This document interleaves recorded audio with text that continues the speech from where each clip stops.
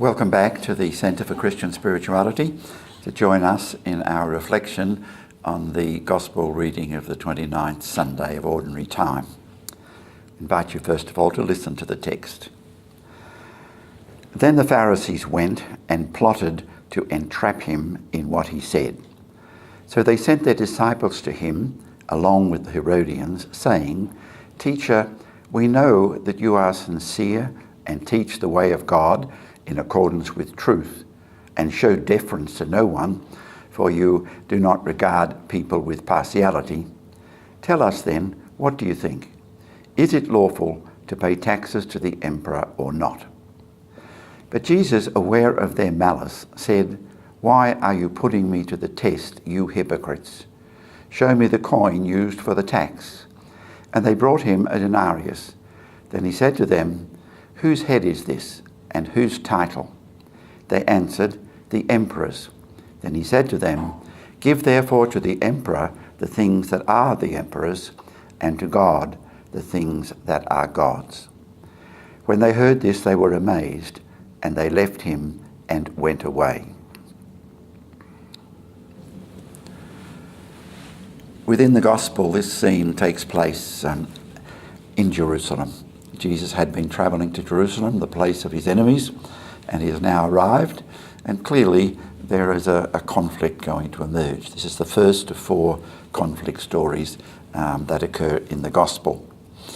And Matthew is much harder on the opponents of Jesus than, say, Mark, that here they're presented clearly out to entrap Jesus. Mark refers to their hypocrisy, but in Matthew, Jesus calls them hypocrites. So it's a scene that has a certain biting edge to it.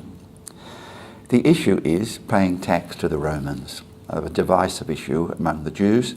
The Pharisees were against it. The Herodians mentioned here were for it because their title depended on the Romans.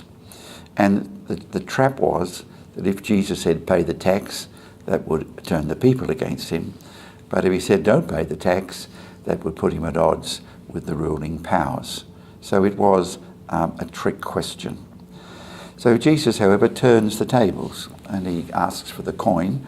And of course, these opponents are actually carrying the coin of Caesar, which of course is what the whole debate is about. And looking at it and seeing the emperor's head, he says that statement, "Give to the emperor what belongs to the emperor, and to God what belongs to God." So it's a clever escape from the trap that was set for him, but it also turns out to be a proclamation as well, because the Pharisees and the Herodians who had the coin,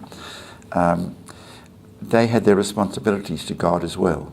And Matthew is saying, or Jesus is saying, be as diligent in giving to God the things that belong to God as you are diligent in giving to the Romans what belonged to the Romans. So it's Jesus proclaiming the inadequacy of these opponents of his, who in this gospel he has attacked quite significantly. So that's what I feel comes out of the text, yes. Aren't we lucky to have Bishop David with us today to explain the complexities of that piece? Look, the thing that struck me most in this is that very biting word, "you hypocrites," which seems to resonate, touches my heart. When I hear that word, I think, whoa, hang on a minute there. But the other part is I really appreciate the strength of Jesus in this scene, that he really takes it to them. Yes. So I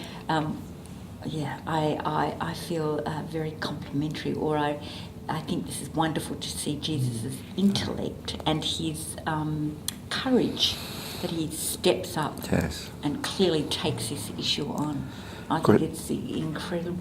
It's true leadership, true authentic leadership. They buttered him up by saying that, you are so sincere and you speak your mind. Yes, that's because right. that's exactly what he does. Setting the trap. Yes. Yeah, it just seems to me that there shouldn't be a conflict between Jesus and the society in which we live. Because if we are faithful to Jesus, then that says something about our own understanding of others, the dignity that belongs to them as children of God, And as a consequence of that, if that's what we truly believe, then we're going to put in place things that are going to enhance the human family. That's right. So I just have a sense that it's bleeding us into the very heart of living the gospel message in that sense. I think so. Let's take a minute now just for you to look at the text and see what it is that you personally draw out. It's not just what we have to say. What speaks to you in this particular text?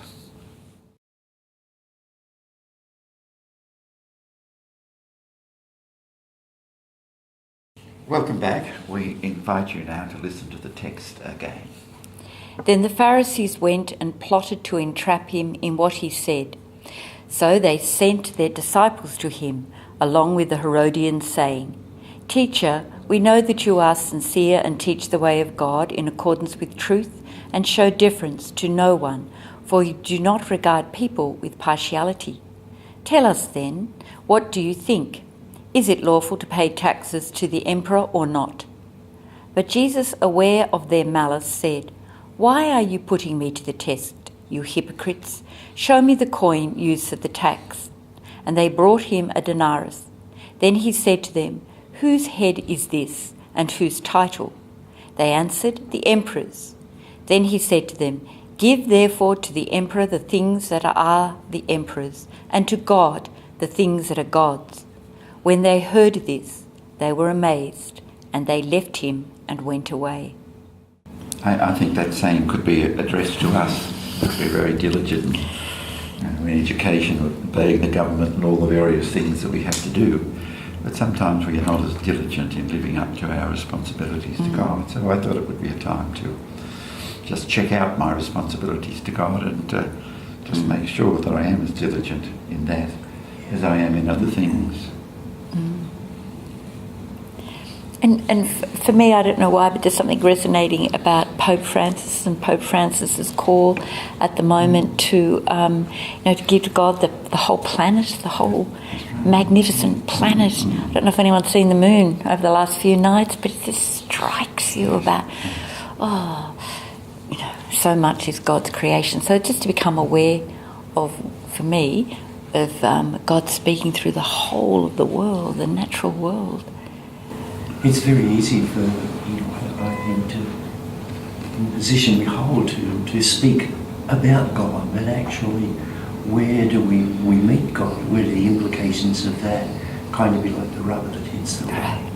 So a challenge to think, well, if this is God, who God is, then how do I respond to that in daily life? How does that affect the way in which I enter into the discussions that come from World 2 in which we live?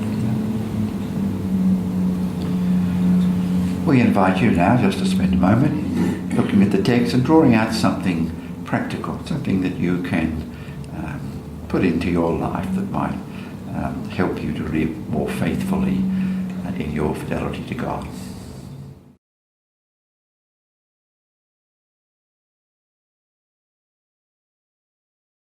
It's one thing to make a decision, it's another thing to carry it out. And in this area we're talking about spiritual things, and we need the grace of God to do that.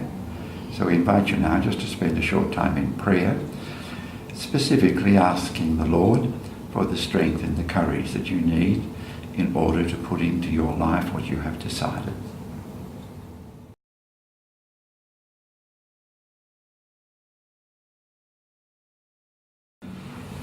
Thank you for being with us. We hope that we've contributed to your journey by outlining our thoughts about the gospel. We're going to conclude now, and as we usually do, we will conclude with the collect, the prayer of the 29th Sunday of the year. Almighty ever living God, grant that we may always conform our will to yours and to serve your majesty in sincerity of heart through Christ our Lord.